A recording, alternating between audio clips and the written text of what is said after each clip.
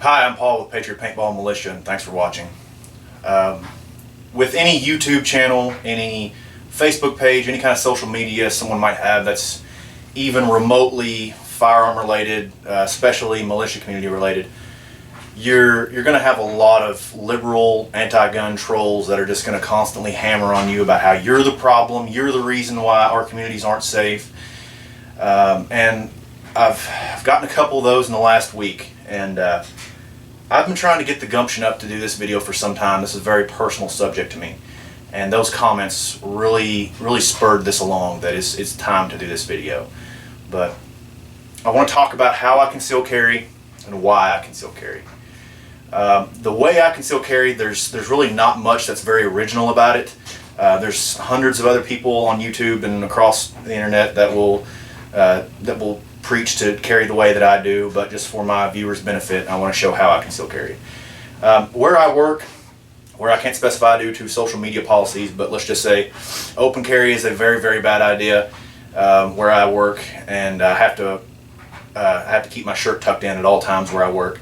And I really don't advocate open carry in general anyways, but when I started thinking to develop a method for concealed carry where I work, I kind of had to think outside the box. Well, the method I decided on was to carry on an ankle holster, which I was very apprehensive of at first until I started doing some research and really, learning about some of the companies that make them and other people's reviews. And what I decided to go with was the Galco ankle glove. And I'll try to get this in the shot best I can, but I carry a Glock 26, which is basically a smaller version of the Glock 19. It's about as big of a firearm as I would like to carry on an ankle holster. It's just about the right size. The Galco ankle glove, very well constructed. I've carried this for about 1.5 years now. It shows a little bit of wear, but not much. All the stitching, the material is held up very well. Super comfortable. It's really good, flexible material, stretches around your ankle really good, so it's not overly restrictive. Some nice fleece on the back for padding. I've worn this with high top boots with bare ankle. I've worn this several different ways. This is about, in my opinion, top of the line if you're going to go with an ankle holster. It just pretty much velcros around your boot. They've got extensions. If you wear a really thick boot, they have calf support that'll mount to this little clip right here in case you're worried about it sliding down. That being said, I've never had that issue, but with an ankle holster, it's gonna feel awkward the first time you put it on, but give it a day or two, wear it around. After so long, it becomes second nature, and you won't even realize it's there. But that's how I carry on duty. This is not a way I would advise you to carry primarily, but this is an option in situations where anything else is not possible. While I am not at work, I prefer to carry inside the waistband. I carry a Glock 19. Now, the Glock 19, as I said, is a larger version of the 26, holds more ammo, a little bit longer barrel, but I carry a Safariland leather holster inside the waistband. I love Safariland stuff. They've got some little smaller features that make their inside the waistbands really good, but Glock 19, I swear by it. Nice, great little small slim pistol. It's just big enough to be efficient in a gunfight if you need it. But inside the waistband, it conceals really good. Throw a shirt over it, doesn't imprint that bad. That's just the way I prefer to carry, and if I'm outside the house, that's how I carry. Now, I'm sure somebody's going to mention it, but yes, I am a concealed carry holder. I do have my license, and I do not carry in places that I am legally not allowed, and I would not advocate for anyone else to do so. But anyways, why I conceal carry. Now this is where this video gets personal for me. January 6th, 1992. I was 4 years old. At the time, my grandfather owned a grocery store. Small town, rural Kentucky. Kind of puts you in mind of Mayberry, the town where nobody locks their doors. He was working late one night. He had my uncle and an employee with him. In his office, he was teaching them how to use a new computer program he'd gotten. An individual that night thought it would be a good idea to break into that store that night to steal some money for drugs. My grandfather, being the individual that he was, he heard the sound of this individual throwing a brick through the front door. told my uncle and this employee to take cover in the office. He grabbed his .357 and went out to meet the intruder. When him and the intruder met in the front of the store, they exchanged gunfire.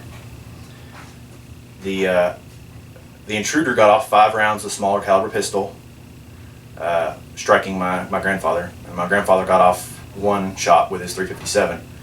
The intruder crawled out into the parking lot where he expired shortly after.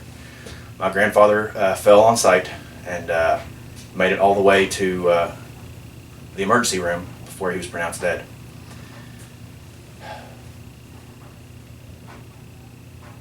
This is why I take this so personally. When you tell me I am the problem because I carry a firearm, you tell me that I make our communities less safe. I, as a law-abiding citizen who would never harm an innocent individual, I'm the problem. I say you are the fucking problem. If you had your way, my grandfather would have not had his gun. And this guy who wanted drug money, he would have had that gun because he didn't care about the laws. He didn't care. He broke into a store to steal money. You think he cared about the laws? No. He would have had a gun, and if you had your way, my grandfather would have been unarmed. He would have been killed, and potentially my uncle and that employee. I am proud to have the blood of my grandfather flowing in my veins. A man who gave his life being a good guy with a gun, stopping a bad guy with a gun to save 2 innocent lives. Now, it's been said 100 times across the internet. It's been said 100 times in speeches and classes, and I'll stand by it. The only thing that stops a bad guy with a gun is a good guy with a gun. And that's why I maintain you are the problem. All you want to do is disarm law-abiding citizens. We don't live in this fairy tale world where things can be safe and there'll be no firearms and everyone will love each other. We don't live in a safe world. We never will. So long as human beings exist, human beings will kill each other. So long as there are people, there will be bad people. And I don't know if I've said it once, but I'll say it again. The only thing that stops a bad person with a gun is a good person with a gun. All right? I don't go looking for trouble. I don't carry a firearm because I want to find a gunfight. I carry a firearm because I know from firsthand experience. Sometimes shit goes bad. Sometimes danger finds you. All right? And if it ever does, I will be as prepared as I can be. That's why I conceal carry, and that's why I will always conceal carry. And that's why I highly advocate for anyone out there to get your concealed carry license and concealed carry every single time you leave your home to protect yourself, protect your family, and to protect innocent lives, whether you know them or not. This is Paul with Patriot Paintball Militia, reminding you to always carry a firearm.